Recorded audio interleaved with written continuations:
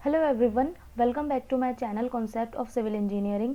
आज के वीडियो में हम ऐसे 5 important civil engineering interview questions और उनके आंसर्स देखेंगे जो बहुत ज़्यादा ज़रूरी है। अगर आप किसी जॉब इंटरव्यू के लिए जाते हो तो ये बहुत ही ज़्यादा इंपॉर्टेंट क्वेश्चंस है और ये मैक्सिमम क्वेश्चंस पूछे जाते हैं ये वाले। तो जितने भी फ्रेशर्स हैं या फिर जितने भी बीटेक ग्रेजुएट्स हैं या फिर जितने भी जॉब सीकर्स हैं उन्हें ये वीडियो देखना बहुत ज़रूरी है। तो चलिए आज का वीडियो स्टार्ट करते हैं। ओके, सो फर्स्ट क्वेश्चन है, can you describe what a projection line is. Projection line क्या होती है? तो देखिए प्रोजेक्शन लाइन क्या होती है, अगर हम फॉर एन एग्जांपल हम बात करते हैं गूगल मैप की, ठीक है। तो गूगल मैप पे क्या होता है, उसमें अर्थ का पूरा डेटा होता है जिसके अंदर हमें सारे कंट्रीज शो होते हैं, सारे एरिया शो होते हैं, सारे कॉन्टिनेंट्स शो होते हैं, ठीक है। अब हमने क्या किया है, जब मान लीजिए हम एक फ्लैट पेपर पे हम पूरे अर्थ को डिस्प्ले करते हैं, पूरा अर्थ का हमारे पास एक डेटा होता है, उसे हम बोलते हैं प्रोजेक्शन लाइन, क्योंकि हमने अर्थ को प्रोजेक्ट कर दिया है दो अलग अलग पार्ट्स में, ठीक है। एक होता है हमारा प्रोजेक्शन प्लेन होता है, एक होता है हमारा प्रोजेक्शन पॉइंट होता है, ठीक है। तो ये दो अलग अलग ग्रिड में हम इसे डिवाइड कर देते हैं, जैसे हम नॉर्थ पोल और साउथ पोल बोलते हैं, ठीक है। तो ये होता है प्रोजेक्शन लाइन। तो सिंपल लैंग्वेज में अगर कोई पूछे कि प्रोजेक्शन लाइन क्या होता है, तो हम ये कह सकते हैं कि जब हमें अर्थ को एक फ्लैट पेपर पे डिस्प्ले करना होता है तब हम प्रोजेक्शन लाइन का यूज करते हैं। नेक्स्ट क्वेश्चन पूछा जाता है, can you list out the various steps involve in the concreting process. Concreting process में कौन कौन से स्टेप्स इन्वॉल्व होते हैं।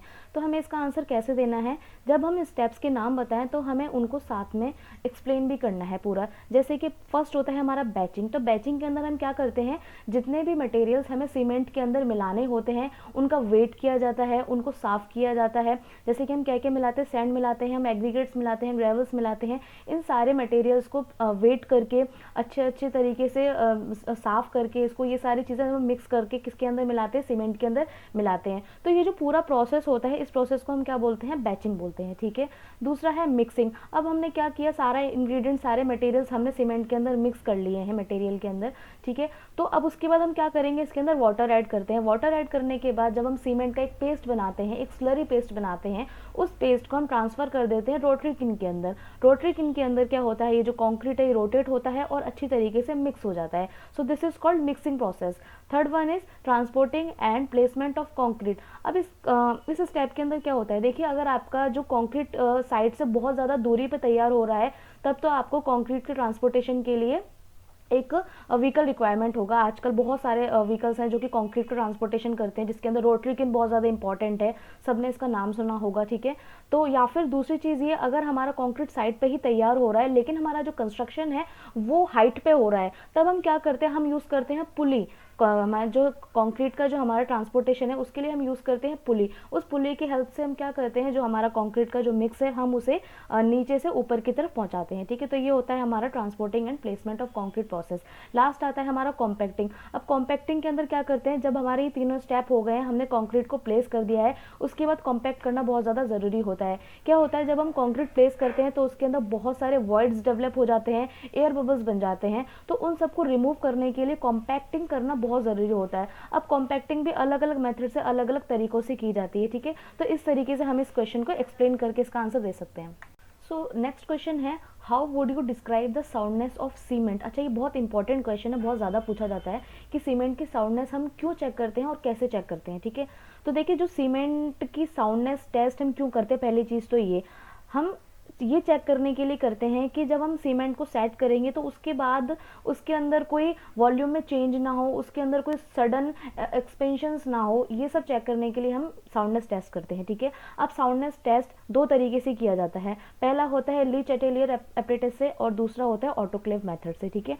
अब इसके अंदर क्या करते हैं, हम एक हार्डन्ड सीमेंट का एक छोटा सा सैंपल लेते हैं, उसे हम बॉईल करते हैं, ठीक है। और ये जो बॉइलिंग टाइम होता है एक फिक्स टाइम होता है, जब तक कि जो सीमेंट पेस्ट है वो अपनी पूरी लीस्ट एक्सपेंशन पॉइंट तक ना पहुंच जाए, यानी कि उसको बॉईल करते टाइम जितना भी कंक्रीट एक्सपेंड होना चाहता है, जो उसकी टेंडेंसी है एक्सपेंड होने की, वहां तक ना पहुंच जाए वो, तब तक उसे क्या करा जाता है, बॉईल करा जाता है, ठीक है। ये देखने के लिए कि जब सीमेंट सेट होगा उसके बाद ये कितना ज़्यादा वॉल्यूम एक्सपेंशन को रेजिस्ट कर सकता है ना। यानी ये इसकी एक डेफिनेशन है कि soundness means the ability to resist volume expansion, ठीक है। वॉल्यूम को रेजिस्ट करने की जो सीमेंट की एबिलिटी होती है उसे हम बोलते हैं साउंडनेस। तो हम किसके से टेस्ट कर सकते हैं, ली चैटेलियर एपरेटस से चेक कर सकते हैं और दूसरा ऑटोक्लेव मेथड से कर सकते हैं। नेक्स्ट क्वेश्चन है, describe the various types of slump test indications. जब हम स्लम्प टेस्ट करते हैं तो उसके अंदर कौन कौन से स्टेजेस आते हैं और वो क्या रिफर करते हैं। तो देखो, जब हम स्लम्प टेस्ट करते हैं तो उसके अंदर बेसिकली 3 स्टेप्स इन्वॉल्व होते हैं, ट्रू स्लम्प, शेयर स्लम्प और कोलैप्स स्लम्प। ठीक है, अभी जब हम स्लम्प टेस्ट करते हैं तो इसके अंदर हम क्या देखते हैं, ट्रू स्लम्प वो कंडीशन होती है जब कंक्रीट के अंदर बिल्कुल भी डिसइंटीग्रेशन नहीं होता है, कंक्रीट बहुत ही अच्छी तरीके से सेट है। जब हमने कंक्रीट को प्लेस किया है एपरेटस के अंदर, उसके बाद हमने उसकी टैंपिंग की है और टैंपिंग करने के बाद जब हम एपरेटस रिमूव करते हैं तो कंक्रीट बहुत ही अच्छी तरीके से वेल सेटल्ड होता है। उस कंडीशन में जो कंक्रीट होता है उसे हम बोलते हैं ट्रू स्लम्प। तो फर्स्ट इमेज में आप देख सकते हैं ट्रू स्लम्प। तो इसके अंदर क्या होता है, इसके अंदर कोई भी डिसइंटीग्रेशन नहीं होता है और इस टाइप का जो स्लम्प होता है वो बहुत ही ज्यादा डिजायरेबल स्लम्प होता है। दूसरा होता है हमारा शेयर स्लम्प। शेयर स्लम्प का मतलब होता है, ये हमें ये इंडिकेट करता है जो कंक्रीट है ये लेस कोहेजन है। लेस कोहेजन का मतलब ये है जो कंक्रीट के जो बॉन्ड है, जो सीमेंट के बॉन्ड है वो डेवलप नहीं हुए हैं सही से और मटेरियल आपस में बॉन्ड ना डेवलप होने की वजह से क्या हो गए, बिखर गए। ठीक है, यानी कि डिसइंटीग्रेशन हो गया है सारे मटेरियल्स का, जिसकी वजह से कंक्रीट के अंदर क्या डेवलप हो गया है, शेयर डेवलप हो गया है। इसे हम बोलते हैं शेयर स्लम्प। तो ये बहुत ही ज़्यादा अनडिजायरेबल स्लम्प हो जाता है।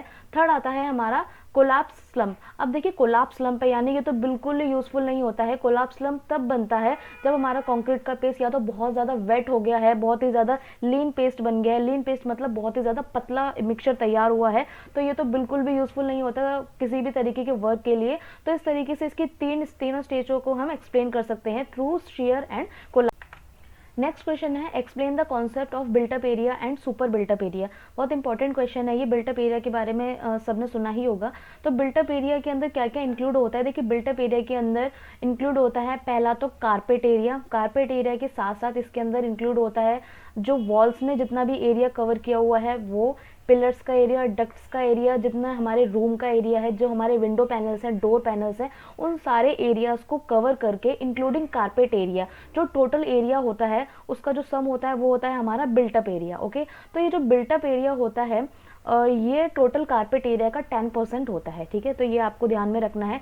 दूसरा आता है हमारा सुपर बिल्टअप एरिया। क्या होता है सुपर बिल्टअप एरिया, यानी कि हमारी जो टोटल प्रॉपर्टी है, ठीक है, जिसके अंदर हमारा कारपेट एरिया, बिल्टअप एरिया आ गया, उसके साथ साथ इसके अंदर हमने इंक्लूड किए हैं जो जितनी भी बिल्डिंग अमेनिटीज होती हैं, जितनी भी हमें बिल्डिंग के साथ साथ जो हमको सुविधाएं मिलती हैं, जैसे लॉन्स हो गए, आपके पार्किंग लॉट्स हो गए हैं, लॉबीज हो गए, स्टेयर्स हो गए, जिम हो गए, क्लब हाउसेज हो गए, पैसेजेस हो गए, साथ में आपको बहुत सारी ऐसी अमेनिटीज़ मिल जाती हैं जो कि बिल्डिंग के बाहर होती हैं, यानी कि जो कारपेट एरिया से बाहर की जो जितनी भी अमेनिटीज़ हैं वो सारी इंक्लूड करी जाती हैं। उन सब का जो सम होता है टोटल प्रॉपर्टी का, उसे हम बोलते हैं सुपर बिल्टअप एरिया। ठीक है, तो आई होप आपको दोनों के बीच में डिफरेंस समझ में आया होगा, built up area and super built up area का। तो ये गाइस, ये तो था मेरा आज का वीडियो। आई होप आपको बहुत ही ज़्यादा इंटरेस्टिंग लगा होगा, यूजफुल लगा होगा। तो अगर वीडियो अच्छा लगे तो इसे लाइक कीजिए। कोई क्वेरी हो तो आप मुझे कमेंट सेक्शन में लिख के पूछ सकते हैं। एंड मैं ऐसे और भी वीडियोस लाती रहूँगी और मेरे चैनल पे इस तरीके के बहुत सारे वीडियोस पड़े हुए हैं, आप प्लेलिस्ट को चेक कर सकते हैं। मैं उसका लिंक आपको डिस्क्रिप्शन बॉक्स में दे दूँगी। तो प्लीज़ अगर वीडियो अच्छा लगे तो इसे लाइक कीजिए और इसे अपने फ्रेंड्स के साथ भी प्लीज़ शेयर कीजिए और मेरे चैनल को सब्सक्राइब ज़रूर कीजिए। मैं मिलूँगी आपसे अपने अगले वीडियो में। Till then take care, thanks for watching.